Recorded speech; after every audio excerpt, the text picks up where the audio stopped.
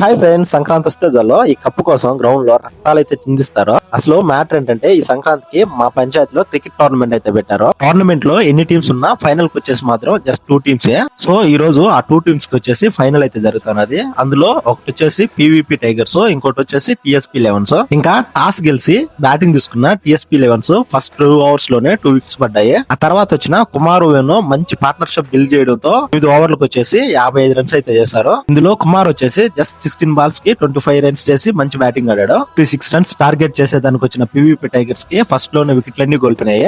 మని అన్న ఒక్కడు మాత్రమే 20 రన్స్ అయితే చేశాడు పీవీపీ టైగర్స్ పక్క. అదంతా కూడా వచ్చిన వాళ్ళు వచ్చినంత వికెట్లు అయితే కోల్పోయారు. ఈ సంక్రాంతి సీజన్ టోర్నమెంట్ విజేతగా టీఎస్పీ 11s అయితే నిలిచింది. టోర్నమెంట్ ని ఇంత సక్సెస్ఫుల్ గా జరిపించిన నరేష్ మావ చేతుల మీదుగా అయితే విన్నర్స్ రన్నర్స్ ఇద్దరు కూడా ప్రైజ్ మనీ అయితే తీసుకున్నారు.